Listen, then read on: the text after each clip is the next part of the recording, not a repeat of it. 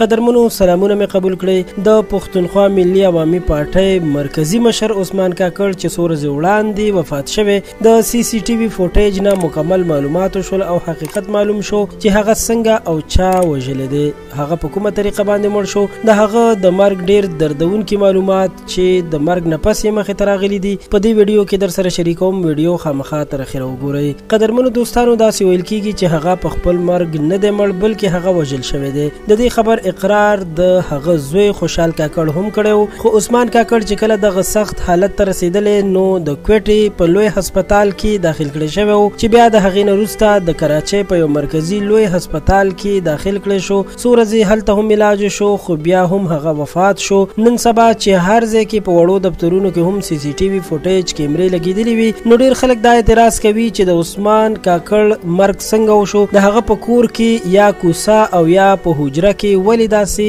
سی سی ټي وي کیمرې نه وي لګېدلې، د هغه د کور یا د لارې او یا د حجرې داسې سی سی ټي وي فوټیج دې شریک کړی شي، نو بیا به معلومه شي چې حقیقت څه دی. دا غوښتنه حق هم ده چې خلک یې کوي، ځکه چې نن سبا خو په هر ځای کې کیمرې لګېدلې وي او واړه واړه جرمونه هم پټ نه پاتې کیږي. نو بیا د عثمان کاکړ کور، حجره او یا د هغه کور په لاره کې ولې داسې کیمرې نه وي لګېدلې چې د هغې په وجه باندې معلومه کړی شي چې د عثمان کاکړ مرګ څنګه شوی دی. ځکه چې د عثمان کاکړ کورنۍ همدغه دعوه کوي چې په خپله نه دی مړ، او د پښتونخوا ملي عوامي پارټۍ مشران هم وایي چې موږ سره داسې ثبوتونه شته چې دا په خپله نه دی مړ شوی بلکې هغه په سر باندې ګزار خوړلی دی او د دغه ګزار د وجې مړ شوی دی. عثمان کاکړ چې پښتانه پرې ډیر زیات خفه دي او د هغه مرګ یوه لویه ضایع ګڼي، خو تر څو پورې چې سی سی ټي وي فوټیج مخې ته رانشي نو دا حقیقت معلومول به ډیر مشکل وي چې هغه څنګه او په کومه طریقه مړ شوی دی. خو لکه څنګه چې موږ وویل د پښتونخوا ملي عوامي پارټۍ مشرانو دا هم ویلي دي چې موږ سره